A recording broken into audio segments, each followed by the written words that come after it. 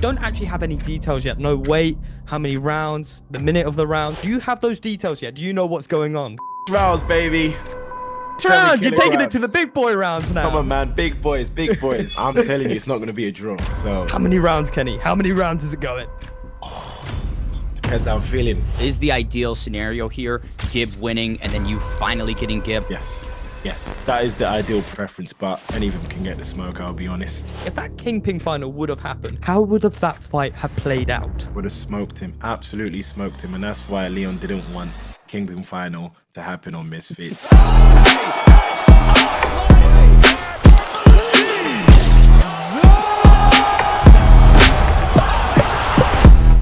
Hello and welcome back to Misfits News, now live on the Misfits YouTube and DAZN. I'm your host, Ben the Bane Davis. As always, joined by my co-host, BL. We have the latest and greatest updates of the crossover combat scene. But before we get into all of them, BL, how are you? Ben, I'm doing great. We've got some big topics to talk about. Before we go into that, let me give you a rundown of today's episode. We have some official confirmation of KSI versus Tommy Fury 2 possible offer. Mike Tyson KOs his sparring partner, some Mams Taylor exclusives, and a potential new fight added to Qatar. And to finish off the episode, we have the King himself, Kenny, to talk about his upcoming fight with Salt Papi. Well, I can't wait to speak to King Kenny. I'm sure he's got some amazing things to say. Last episode, we spoke briefly on the possibility of KSI versus Tommy Fury 2, and it does look like there is some sort of development, BL, that's pushing us in that direction. Well, the development we have received right now is on the Mail Online. Tommy Fury has withdrawn from filming from I'm A Celeb before shooting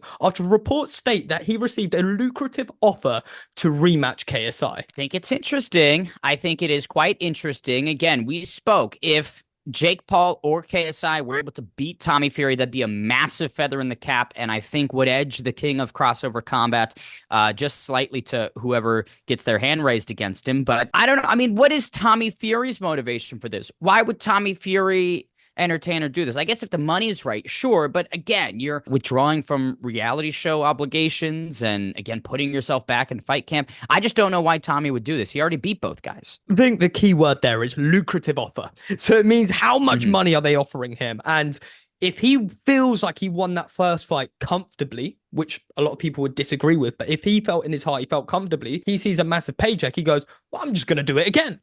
It's going to be even easier this time. However, KSI had some thoughts on that first fight, and he responded with, let me read it here. I didn't jab enough. Also, I've incorporated more boxing into my style. I can't be too harsh on myself. He was much bigger than me in that fight. Felt like my punches were doing nothing to him. Laughed my ass off.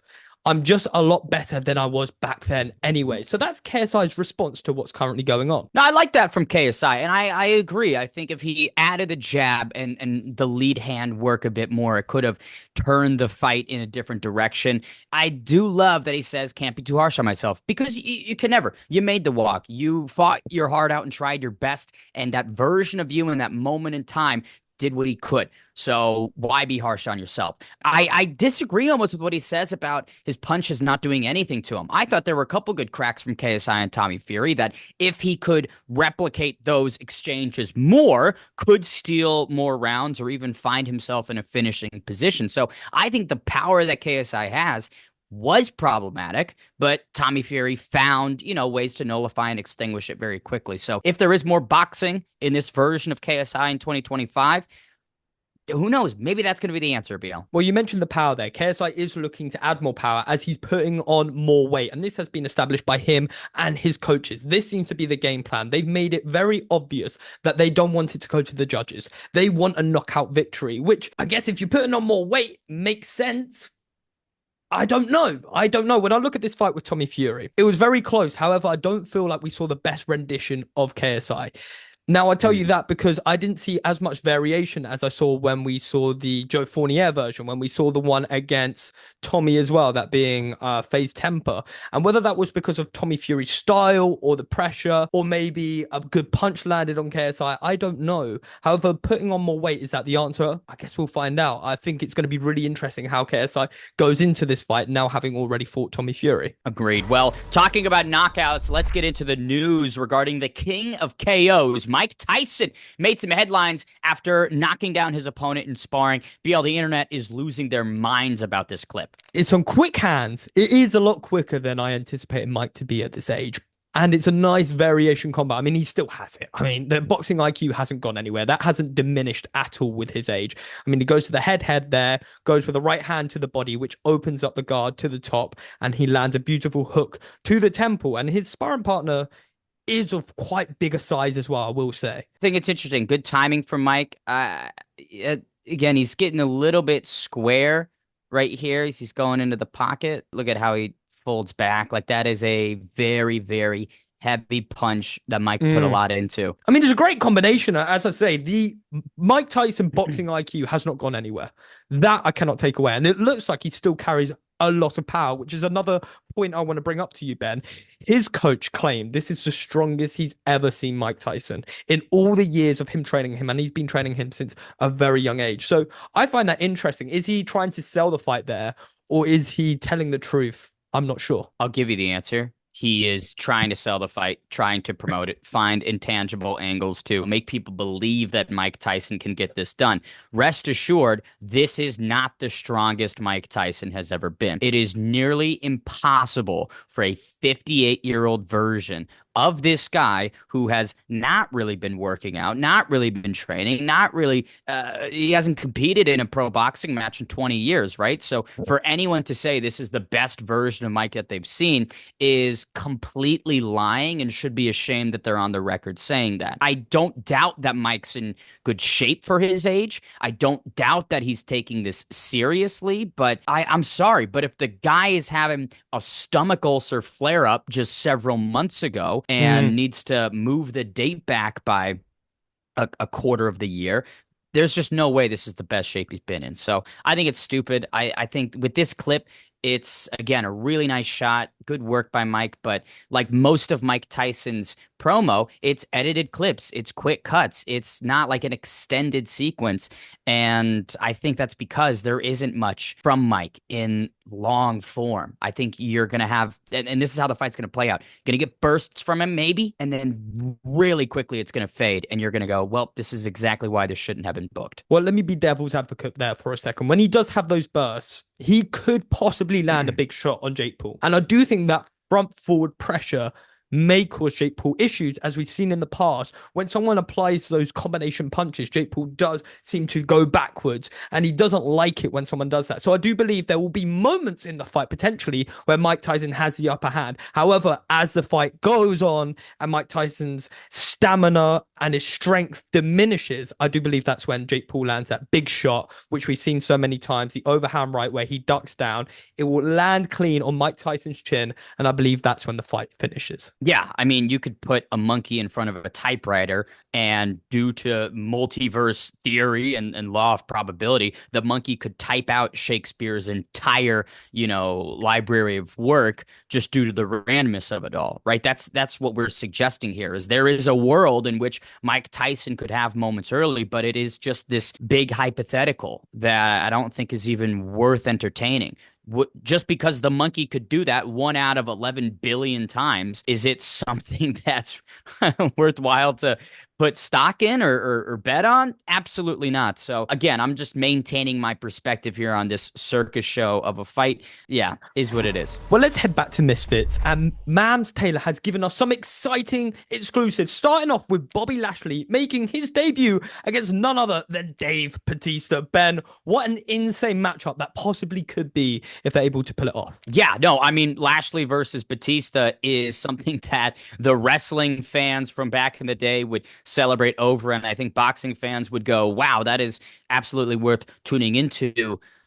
But I hate to be the guy who rains on the parade. I feel the likelihood of this occurring is relatively low. Dave Batista is not the guy from the early 2000s who is, in that physical shape and focus on combat sports entertainment. He is a very well-regarded actor. His career in Hollywood has gone fantastic, and his physique has slimmed down dramatically. I don't think he's in shape too. I think Bobby is. I've heard of the rumors with Bobby Lashley. I would love to see it. I know he's got a fantastic MMA career. I know that he's got an interest in boxing. Yes, give me Bobby Lashley. I just doubt that Dave Batista is going to be his opponent. Well, Mams Taylor has also revealed that Gib is going to have a multi-fight deal, possibly one of those fights being a rematch clause with Slim. However, it's interesting to see that Gib seems to be officially back to crossover boxing. I like it. I think it makes sense. A multi-fight deal is understandable, especially if Gib does capture the title. It would be a bummer if that was a one-fight thing and he just drops it and leaves. That'd be stupid. So it's a Gib thing to do, though. I tell you something, it's a Gib thing to do. Will kind of be a good thing to do, maybe. But it's fantastic. If there is a rematch clause, cool. You know, I think that's a traditional box, like a standard in traditional boxing that we are taking and pulling to Misfits for better or worse. You know, I know some things we do and replicate from the pro scene is I don't think the best, but maybe rematch clauses are something that we should start including more in contracts. Well, something we should definitely start including is the Misfits Award shows. Now, it's been announced that we're going to get one in 2024. And the interesting point that I'm going to make is in January, on a card it's going to be announced. So we officially have our next card, which seems to be in January. Yeah, I feel like this kind of went under the rug a little bit. People didn't realize that Mams Taylor was confirming a January Misfits event. So we can yank that up and put it on the screen because it's confirmed. Not only will we have this awards show going over all of the things, knockout of the year, fighter of the year, walkout of the year, but we'll also be getting another installment of X Series. So that's great. I'm curious to see what the award show criteria is, right? He mentioned that KSI would not best play-by-play commentator, best who knows? I think Grisham would get that one. But no, I did like that someone was like, oh, this is just gonna be the KSI award show again. And last year that was insane. That was so funny when they did last year. Which Happy Punch just gave KSI all the awards. But Mams did say, hey, KSI didn't fight, so he's not eligible for the awards. So these will all be going to different people, which who knows? Who is your fighter of the year in 2024, BL? Who's been the most active? You know what? I'll give you mine if you need. I was going to say, there is nobody outside of Anthony Taylor that I think should get that spot. The turnaround time of August 10th and August 29th fighting a top contender in Gabe Silva, who was on a tear, unbeaten streak in Misfits, and then the Swedish samurai and Samuel Eriksson, who was a very decorated combat sports veteran, a karate combat staple. Like, that's it. To me, it's just insane to consider giving it to anybody else. Maybe El Brook has a good claim. El Brook's several a good one. main I events. was going to mention. Yeah, I think knocking down Paige Van Zandt. If Dean had an extra fight, I would have liked to seen Dean up there. I think he's definitely a contender. Every time he goes in there, I mean, it's a fantastic display after fantastic display. So I think that's another name I'd like to see there. But I think, as we both say, I think Anthony Taylor is very deserved of it. And I think it's the most improved fighter for sure. Well, BL, some other breaking potential news is boxing reporter Parsons is potentially making the Misfits debut on the Qatar card. This is crazy. Again, through the grapevine, we've done some digging on the streets to bring this one to you. But BL, that would be insane. Well, he's mentioned now on several podcasts that he has been offered to fight on Misfits, and then he made it official on Twitter. And there were some other names that were interested in fighting on Misfits. Ben, I don't know if you can run me through those. The alleged opponents for Parsons on the November 28th event goes as follows: Ed Matthews, B. Dave, and one of the Dannys, and that could mean Danny Aarons or Danny Simpson, all have been put into this hat of who will get the Parsons lottery. And I don't know. I mean, listen, you're putting the guy. Those are very tough fights. In his debut, going up against Ed Matthews, who's knocked out Swarmz, has been in there with many people, Luis Pineda. B. Dave, who's challenged for a title, has made more walks than I think anybody in Misfits history. And again, one of the Dannys, who Danny Aarons training for most of this year and main eventing in Dublin. Danny Simpson, a Premier League winner. Like, those are insane people for Parsons to make his debut against. Yeah, I think it's a harsh start. It sounds like a Ben Davis start to the Misfits crossover world. They seem to get get the reporters and throw them in there with killers. But I would love to see Parsons join the Misfits squad, and I'd love to see Eddie Hearn potentially come to a Misfits event and maybe even corner him. I'd love to see him corner him. I think that would be perfect. I think, again, that would speak to some of the, at times, absurdity and humor of the Misfits event. Eddie Hearn cornering Parsons would be, in my opinion, one of the highlights of boxing in 2024. And I'm sure he'd be down if he gets the offer. Ladies and gentlemen, we have one of the stars from the Qatar card. It is King Kenny squaring off finally with Salt Papi. Kenny, it's great to have you in here. How are you, sir? I'm good. I'm great. Thank you for having me. I'm excited. You know, I haven't done one of these in a long time, so let's get cracking. Getting back into the flow of it for sure. Well, let's get into this. The beginning of this Salt Papi fight, when the negotiations were starting, when the fight got offered to you, what was your initial reaction? Was it like, finally, I get to square off with this guy? Yeah, because obviously, you know, since Misfits 01, you know, they've been trying to pair us up, but we were like, no, we can build this to make this a very good fight. So we built it. You know, we went off, done our own fights, won some, lost some, but it's, you know, it's now like aligned at the perfect time. You know, everything has made sense. You know, it's a big event. The Peas is good. And, you know, we're going to go in there and scrap, give the audience a good fight. Was there ever concern on your end that this fight might not materialize? You mentioned the wins and losses, the path that you guys have taken. Did you ever see a moment where you went, man, maybe that fight is off the books for good? Yeah, when I lost to Lashley, I was like, okay, damn, just going to have to like rebuild a bit, build some hype, and then make the fight happen. So obviously, you know, I went on to have my 2 wins. What was the other thing? Was Winderson, my mate Nate. But then it's weird. Then I lost to Anthony Taylor, but then so did he. So it's like, okay, this fight is really meant to be. Do you know what I mean? We lost to the same guy, but then we had up 2 wins. Like, everything just worked out. Yeah, you were like, this loss actually made this fight closer together. It's weird. As weird as it sounds, yeah. But you know what? If I beat Anthony Taylor, I would have still wanted to fight Salt anyway. It's still a big fight regardless, because every time I go on Twitter, you know, Instagram, people are just trying to pair us up to fight. So that was inevitably going to happen anyway. You know what I mean? Did that ever get tiring? You know, the amount of attention and wishful thinking from the fan base on this fight? Because like you said, you almost couldn't get away from it for so long. No, it doesn't get annoying at all. If anything, it just shows the interest, you know, interest for the fight, how many people want to see it. And that's what exciting fight is, you know? Everyone's like, oh, 50-50 fight. We've been waiting for this fight for a long time. Kenny and Salt, good fighters. And that's what, you know, I want my fights to bring, excitement. Everyone excited to watch my fights, you know? So, yeah. Well, that's what they've been, is nothing but excitement. And when you initially were contacted for this card in November, was he the only opponent offered, or was there anyone else maybe on the table before it was locked in for Salt Papi? I think it was just Salt, you know? I think it was. I can't remember, but I'm pretty sure it's Salt.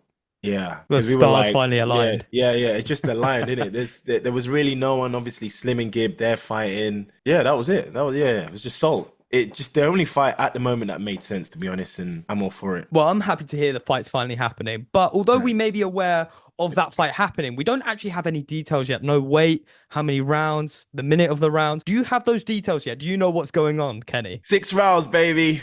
6 rounds. You're taking it to the big boy rounds now. Come on, man. Big boys. You know, we're trying to, you know, make people respect YouTube boxing. You know, the 6-round fights being started bringing the 8-rounders, Slim versus Gibb. They're bringing it. So we're trying to get the respect from obviously purists as well as the fans, that they can just see that how hard we work for the sport. We want to bring you more rounds, more entertainment, you know, for a scrap. Well, if it does go 6 rounds, and if it's 3 rounds to 3 rounds, similar to how it was with Ashley Raksu and Tristan Ham, and it's a draw, do you have that bonus round? Do you know yet? It's not a draw. It's not a draw. It's not a draw. No. But do you know whether they have that in place yet? I'm telling you, it's not going to be a draw. Bonus round. I'm loving the confidence. No, I'm telling you, it's not going to be a draw. So how many rounds, Kenny? How many rounds is it going? Depends how I'm feeling. Just going to have to feel it out in the ring, but it won't go 6 rounds. It's going to be a good fight. Tune in. And when you kind of compare Salt Papi to some of the last foes that you've had, would you say he's your most challenging opponent on paper? Do you think that he is the toughest test relative to your other opposition? On paper, I think second, or maybe even third on paper. But in the fight, it will be different. On paper, let's be real, Face Sensei will be number 1, 10 years of experience, pro fighter. You know what I mean? So he should be number 1. Number 2, Anthony Taylor. He's had 30 plus fights, pro. So on paper it should be Salt. But I think Salt Papi is a better fighter than Face Sensei. So I will put him personally second. But do you think Salt Papi would beat Face Sensei? You guys are trying to sell that fight, aren't you? I don't know. I think it will be a good fight. It would be a good fight. If they both want to get it on, I think it'll be a good fight. But for me, because obviously I've been in there with Face Sensei, I've been in there with Anthony Taylor. Anthony Taylor, he's, like I said before, he's not the most skilled fighter, but because of his experience, he knows how to move around in the ring. He knows little tricks, dirty tricks here and there. Like, it's taught me a lot being in the ring with him because he's not skilled, but he still manages to win fights. But shout out to Anthony Taylor. He's got better recently, so he has been boxing. I saw he knocked out Gabriel Silva. I was there in Ireland. What a fight. Yeah. What a fight, man. He's getting better, so fair play. He's leveled up. He's leveled up. He's leveled up. The switching coach has really helped him. I think that aggressive style just suits him better. I didn't even know he switched coach. He switched coach. He's with David Lopez's team, David Dynamite Lopez. Oh. And I think, that Samuel Erickson on August 10th, Gabe Silva on August 29th, that's ridiculous for him to do. So I agree. Yeah. Big ups to AT. But I did think that, getting back to your fight, that the big narrative is the winner here goes on to face the winner of Gib versus Slim. What do you make of that? Was that expected, or when Mam said that kind of caught you by surprise? No, it didn't catch me by surprise because I think I heard someone from the, what's it called? With Leon, True Geordie, what's that? Small Council, the Small Council. Small Council, yeah. I saw they were trying to, make that a thing. So, I've been known for time that they're trying to make the winner fight the winner of Slim versus Gib. So I know. I already knew that. I've seen clips. Gib has already said he's not interested, and that's how you know who's running from who. When I beat Salt, and if he wins, you know who's not making the fight happen. But even with Slim, I'm down for Slim as well, because me and Slim, we've got some history as well. Like I said before in an interview, me and Slim was meant to be my first fight, but we chose Face Temper instead because that was the bigger fight at the time. For sure. So, and I want to get your kind of reaction to that press conference that we all had. Slim, very vocal. Gib kind of had all the trash talk in the world. What did you make of them going back and forth? I'm all for it, man. I'm all for it. Every fight is different. Every opponent is different. Them two, loud. That's what we need, man. To sell an event, sell a fight. And respectfully, that's why they're main event. Because they're going to bring in the noise, Me and Salt, we taking a different approach. Our skills in the ring is going to do the talking, so because people are excited for that regardless, do you know what I mean? So and getting back to it, with that Kingpin tournament final, is the ideal scenario here Gib winning and then you finally getting Gib? I know you said you'll take both, but for you, if you had the preference here and you could play the cards any way you want, is it getting Gib finally? Yes, that is the ideal preference, but any of them can get the smoke, I'll be honest.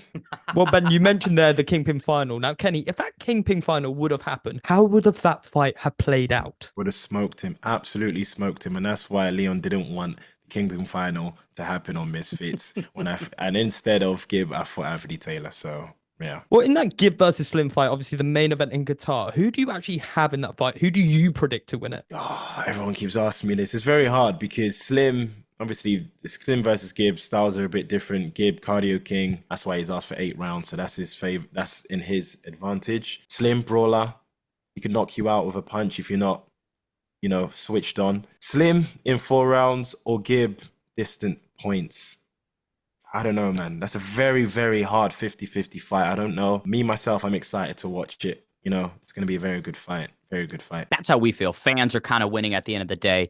But switching gears, we had the pleasure of getting Daly on one of our episodes, and he mentioned that you're sparring the pros now, right? We just spoke about AT joining some pro teams. You're obviously in that same category now. So we're curious, who has been your toughest spar to date in that crew? Oh, Deal. Yeah, absolutely. That's what I like to hear. No chance. That's a very good question, man.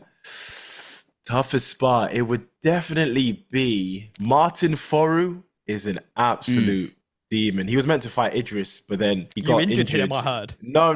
He punched me in the elbow. It was your fault. We were sparring. But Martin, like his engine, it makes you just work constant. And his levels just go up every round. It's just a lot. And he's strong as well. Everything hurts when he punches you. So I think that's what always gives me the mental edge before going in these fights. Because if I can, keep up with him in sparring, I'll be able to do good in the fight. We got George Mitchell, one of his other pro fighters. He's very good, very, very, very skilled fighter. Emmanuel Zion, man, he rocked me in my Winderson camp. My first ever time I've ever been rocked in sparring.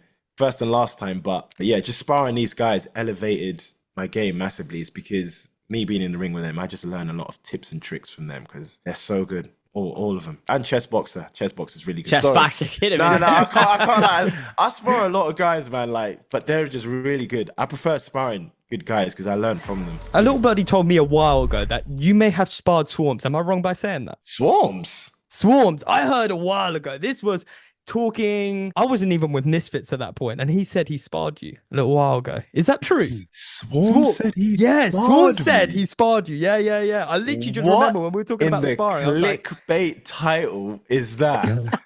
There is no. I'm telling you for free. Swarmz has never sparred me. Did he never? Because I remember. I think it was when Swarmz was scheduled to fight Deji, and I was in the lift with him, and we were talking, and he said, "Yeah, no, I went to Kenny's camp and I sparred him." I remember this back then. I don't know, man. Is this a lie? I spar a lot of people. Maybe I forgot, but I'm pretty sure. Wasn't a memorable spar. No. I'm pretty sure I would remember if I sparred Swarmz.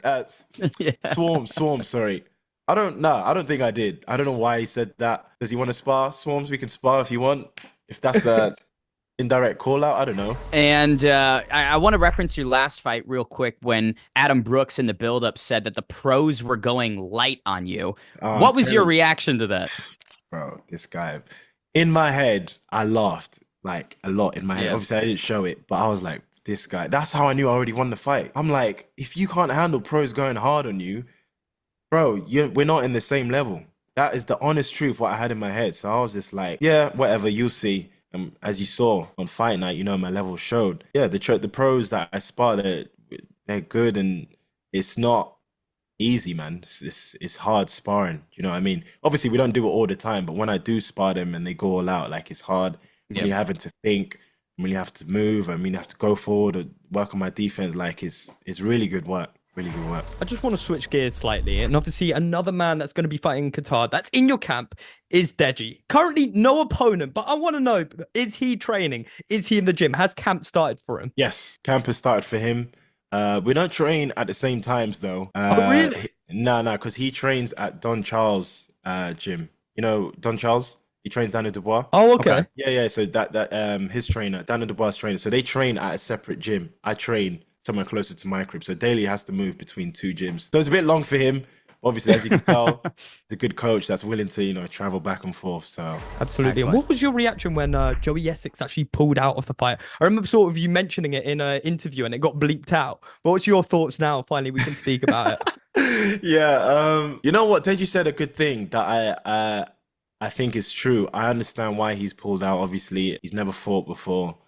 First fight is in 10-ounce gloves, obviously on a big event as well. So he's probably thinking, you know what? Fuck that. I need some more experience before I just go in there. So, which is understandable. I hear it. Coming against someone who's had so many fights and you've never fought once is crazy, especially in 10-ounce. So, yeah, I understand. Who would you put Joey Essex against? Who makes sense for a guy of maybe Joey's level? Ah, that's a good question. Beaver. You know what though? That could run. Has Beaver fought before? I think he had amateur experience. There's this wise tale that he's had amateur experience. I've heard. Doesn't look like it. Joella? I like it. Joella? Joe versus Joe? Yeah. Loser has to change names? Yeah. Joella, Danny Aaron's. It's also the weight thing as well. How much do you think he would fight at? Probably 70 something? 77? I think either 170, 165, thereabouts. He's quite a light boy, isn't he? Yeah, light. So yeah, 75. Realistically, Danny or Joe. I think those are good fights for him. Joey Essex. What was your reaction to just him boxing in the first place? Again, I feel as the lone American here, I had no clue who Joey Essex was, but I guess he is pretty big across the pond. Joey is, massive. Obviously, you don't know, but yeah, Joey is massive. He's a massive TV personality over here in the UK. Literally everyone knows who he is. So everyone would have been knowing he's fighting, and especially Deji. That would have been a big event. So when I found that out, I was like, rah, okay, he's on fighting. Because I see Joey as, no offense to Joey, like pretty boy. I didn't think he was trying to get like hit in the face, but I found that he was fine. I was like, fair play, Deji, take his head off. You know what I mean? He's the enemy from now, so Deji's got to smoke him. Absolutely. Now we talk about Deji smoking someone, but he currently doesn't have an opponent. So Kenny, I'm going to give it to you. Who do you think Deji should be fighting? Wasabi rematch, that's a good one. Or Ame Khan. Like he like big fights because he's got a big name. So big fights. You know what I mean? Well, I want to take it back to you, Kenny. You said you're going to win this fight. Early rounds, when you decide. So when you do win this fight, as you say, what are your plans going into 2025? I want to fight 2 to 3 times next year. It could be Slim, it could be Gib, whoever wins that. I want to do, you know, big fights as well. I want to fight, I don't know, if Amir Khan doesn't fight KSI, I want to fight him.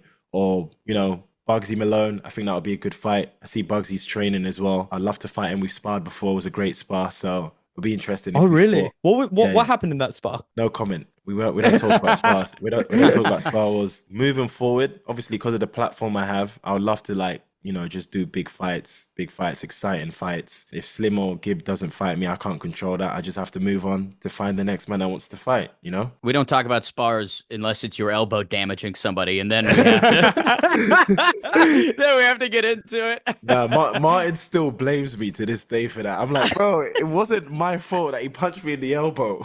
Yeah, why was he aiming for it? Why was he aiming for your elbow, right? But yeah, man, I'm excited for Martin to come back, man. I think him versus Idris, he would have absolutely smoked Idris. So Idris got a lucky escape because. What are you talking about? Lucky escape? He had a really tough first fight. I'm surprised. Yeah, he had the goat Dave wait. Batista. He had Dave Batista. No, let's not do that. Let's not do that.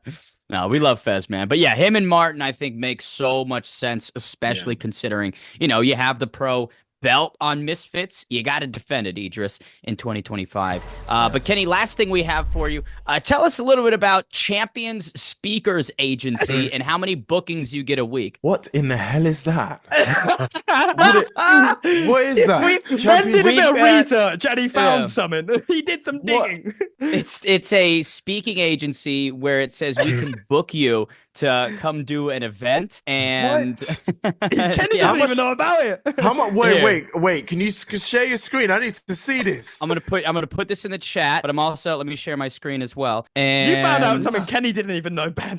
Here you go. Can you see that? All right. Yeah, I can see that. How much are they charging people? That's a good question. We didn't inquire, but they have a very old photo of you. This was how we were going to get you on Misfits News, by the way. We were just going to inquire through here. Yeah. Don't be silly, guys. You can just DM me. You guys have my number. Don't be silly. So this isn't a legit That's not legit. And thank you for telling me that because I'm going to call them tomorrow. What the hell?